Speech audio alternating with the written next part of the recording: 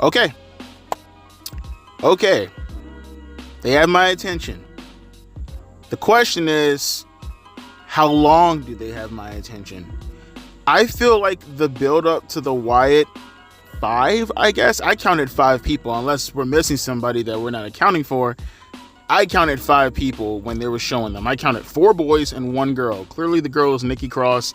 I could tell one of them is Eric Rowan. Obviously Bo Dallas happens to be Uncle Howdy and himself. The other person, I think they said is Joe Gacy, if I'm not mistaken. I have no... Oh, you know what? No, they mentioned, what's his name, right?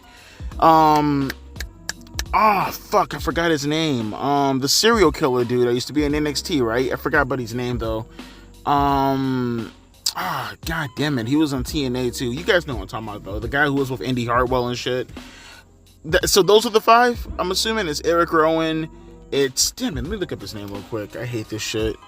Dexter Lumis, that's his name. Dexter Lumis, Eric Rowan, Nikki Cross, Joe Gacy, and Bo Dallas. That's who I presume are the 5.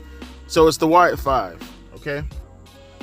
So I was wondering how long it was going to take to get this shit started, because we were like 8 minutes before the show ended, and Jey Uso, he won his qualifying match for the Money in the Bank, and a familiar sound effect had it just happened, right? Like they're doing the old Fiend gimmick with the lights cutting off and the static electricity and shit, and the lights cut off, and you start hearing one single note, which sounded like I think that's Bray Wyatt's old theme song, right before it goes into the doon doon doon doon doon doon doon doon doon. But that single note, that doon doon doon, they just kept hitting that over and over and over, and it was playing throughout the entire segment. They had Nikki Cross come out, right? And there's a lantern right there. And Nikki, her eyes, that was very creepy. They made it, because of the lighting and the paint, it made it look like she had no eyes, which was really fucking disturbing. Cool ass makeup job. But she's sitting there and she's kind of like sulking menacingly. I don't know how to describe it. She's just sitting there panting like a fucking zombie. She looked like, you could tell the design for Nikki Cross looked like it was like some shit straight out of creepypasta or some shit. She looked like the girl from The Ring is what she reminded me of. But it goes backstage, right? And all you see is the cameraman following. You can clearly tell that was Eric Rowan who you went up to first because of the sledgehammer that had help on it. You see producers just laid waste and whatnot. I could be wrong, but it looked like the 3 wrestlers that I picked out, it looked like Xavier Woods was laid out, unless someone can correct me. I think I seen Braun Strowman laid out, but I couldn't tell. And obviously this one you can tell because the camera went directly up to his face. Chad Gable, he's like bleeding from the side of his head. And they visit 2 more of the creepy guys with the mask on, which I presume happen to be Joe Gacy and Dexter Lumis. They eventually go backstage, and like I said, as they're like going through the curtain, it's like electricity popping everywhere. There's blood everywhere. There's one guy, one of the producers, I couldn't tell who that was. I don't know if it was a wrestler or a producer, but he's like laid up against the wall. It's like blood splatter right there. It looked like a fucking, I mean, I guess that's the idea. It's supposed to look like a slasher film or something. They eventually go even deeper into it, and as I said, Chad Gable's there and he's laid out, busted open, and you see Uncle Howdy. The way the fog machine looked when he was walking, and almost looked like he was floating a little bit. Very, very cool effect. He's walking, but he has like a little pep in his step, like he's a pimp from the 1970s or some shit. And he's gathering everybody, and each person and their makeup is supposed to be reminiscent. I mean, at least that's what came off to me. It looks like it's reminiscent of all the puppets that Bray used to have on his Firefly Funhouse. You know, the pig. Looked like it was one of... I couldn't tell who's behind the mask, whether or not it's Joe Gacy or Dexter Lumis, but one of them is playing the pig. Huskus, I think his name is, right? Ramblin' Rabbit. That looks like what Eric Rowan was playing. The other puppet, I can't remember the name. I think either Joe or Dexter was playing him. And obviously, Nikki, she's playing the witch, right? The little fucking voodoo witch or whatever. They all come out to the ring, and it was kind of cool how they collected everybody. He's like walking, Uncle Howdy, that is. He's walking. He's gathering each person from each corner of Gorilla, and he's making his way into the arena, and he eventually meets up all of them. They meet up with Nikki Cross, and they all kind of pose in front of the camera, right? So you got the Vulture. Oh, that's what it was. It was a Vulture. So you got the Vulture, you got the Pig on one side, and on the other, you got the Rabbit, Eric Rowan. I can clearly tell that's him, sitting behind the Pig and the Vulture. You got Nikki Cross, who is playing Abby the Witch. That's her name. She's like sitting right there. And then you have Uncle Howdy, Bo Dallas, directly in the middle. He picks up the lantern that was directly in front of Nikki Cross, and he goes, "We're here." And then they blow out the candle, and now we get some new graphics. You know, like Bray Wyatt and the Wyatt family, whenever they'll go on commercial break, you'll do the whole little dap, like, the little shit, and it shows the graphic with Bray. Well, they have that new graphic now for them, but it's, again, new. That was the entire segment, essentially. Now, I would definitely say it definitely caught my attention. Would I say, was it worth the wait? I guess we'd have to see how it plays out before I say whether or not it was worth the wait. I mean, if you're asking me on the offset, just from how cool it looked, I would definitely say it's worth the wait, just based off of what we've seen tonight. But obviously, one can't tell whether or not it was worth the wait until we get the fuller context as far as what they're going to do going forward. My only question is, because I did hear news that they said they were going to chill on all of the, Undertaker goofy effects and shit like that. They said they weren't going to do too much of that, but they did it here. I mean, clear as day. I mean, again, you had Uncle Howdy when that fog started to fill up the backstage area. It looked like he was floating on that bitch. And you have all the guys who are just standing there. Now, if they want to play this up, like play the gimmick up and like do a slasher film type of deal, I'm okay with that, right? I don't mind that. My thing comes down to it in the end of the day, how does it play out in the ring? Like, you get what I'm saying? How do you work this inside the ring? Because that was one of the biggest problems and one of the biggest concerns when it came to the Fiend gimmick with Bray Wyatt, was it was terrible matches. And it's not as if Bray was a slouch when it came into the in-ring portion of the matches or his repertoire. I mean, people may sit here and say, Bray wasn't. No, Bray was a pretty damn good worker for the most part. No, obviously, he's not your flipping, dippy fucking Will Ospreays of the world, but it's more to wrestling than just doing flips, right? And I thought Bray Wyatt was a hell of a storyteller for the most part. I thought Bray got the job done for the most part. He wasn't a slouch in the ring until you put that Fiend costume on him. And then all his matches ended up fucking sucking. And people are going to probably, "Whoa, Devontae, did you see his match with Bryan Danielson?" Okay, but it's Bryan Danielson. He can have a match for a fucking building and it'll still end up being good. I mean, I'm not counting Bryan Danielson or anything.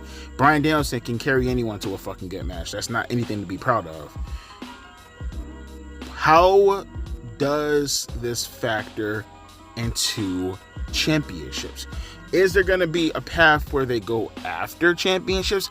Who's going to be their first feud, right? Like I said, the wrestlers that look like they got beat up backstage, and again, I could be wrong, but just because the lighting was so dark, it looked like Xavier Woods was laid out. It looked like Braun Strowman was laid out. And clear as day, obviously, the only one I could really tell was Chad Gable. And like I said, I'm just curious as to how they go with this. What paths are you going to go down in order to get the gimmick all the way over? Does that make any sense? Like, what are you going to do to firmly establish this? Because you had so many complaints in the past that it was Vince McMahon who fucked over Bray Wyatt. It was Vince McMahon who did this to Bray Wyatt. He ruined the Fiend gimmick, and he didn't even give it a chance to get any wings or any legs to stand on before he even had his first match with that terrible fucking Hell in a Cell match, right? Or I guess that would have been his second. No, that was his first match, the Hell in a Cell match, right? Well, it's Triple H's turn, right?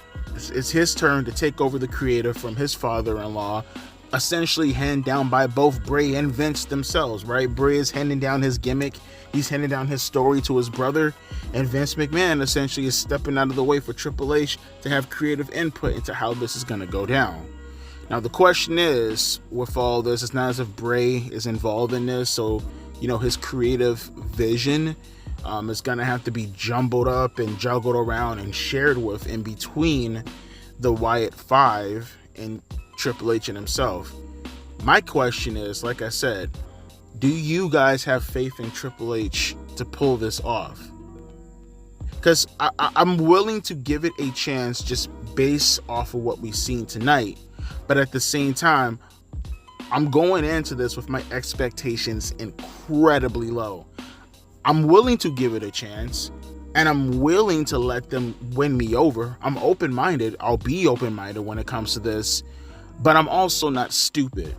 And with how they treated the Bray Wyatt gimmick, how they treated the Fiend gimmick, how they brought back the Fiend and treated that gimmick again, there's a history that suggests otherwise. Now, granted, that history was with Vince McMahon, and that's one of the main reasons why I'm willing to give this a chance. But it's not as if I really expect Triple H to be a creative genius when it came to the rest of his roster. He let me down with certain superstars, right? I can only imagine what he can do with a gimmick like this. This is way more extreme than anything else WWE has done in recent memory. We're not talking about cultivating angles here. We're not talking about people going backstage and then being called out for a promo. None of that. This is almost like a high budget movie that you're gonna have to choreograph every week. And I guess the final thing I have to say is, what's next? Like, what's next? I can sit here all day and I can suggest, but my suggestions have nothing to do with what they're gonna do. Is this going to be a reoccurring thing until like we get to SummerSlam when they have their first match? I can't fathom them actually doing their first match or something alluding to that at Money in the Bank, right? So the question is, who do they take on first at SummerSlam? Who does Uncle Howdy? Is Uncle Howdy going to be the one to get in the ring? Huh? Better yet, how do they play off each other? These are a bunch of questions that I want answered.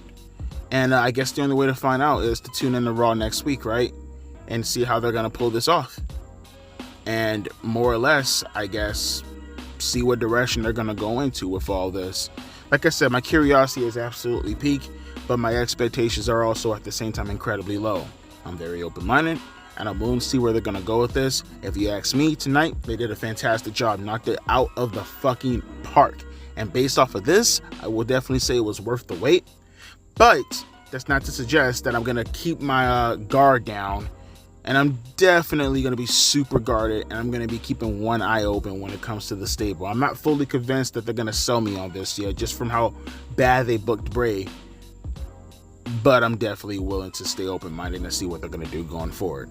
But let me know your thoughts down in the comment section below. Let me hear some of your thoughts in regards to your reaction to the Wyatt 5, not 6, 5. And let me know if you have any interesting ideas as far as how you feel this is gonna, go down into next week. And I'm gonna assume SummerSlam, because it's too little time to build anything up with these guys going into Money in the Bank. Plus, that'd be pretty stupid. Also, save that for SummerSlam when you actually have a debut match. And do you feel that whatever match that they're gonna do, more in particular, whoever they wrestle, should it be someone who is capable, right? Or should you put someone in the ring who isn't capable, or they're super duper average, to see what they're going to do, so you can know what kind of picture is going to be painted out for you going forward as far as what you're going to get out of the character and out of this gimmick in regards to how good the matches are. Because I'm not a match mark at all.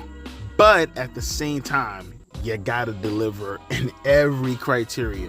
And that includes the in-ring work. It's not a priority, but it's damn sure necessary. Let me know your thoughts down in the comment section below. Not gonna review the rest of Raw. I know about McIntyre quitting and all that other shit, but that's neither here nor there. We'll talk about that during SmackDown when we get there on Friday.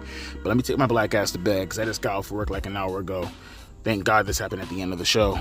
As always, my name is Devontae, and I'll be catching you guys later. Deuces. P. Ice.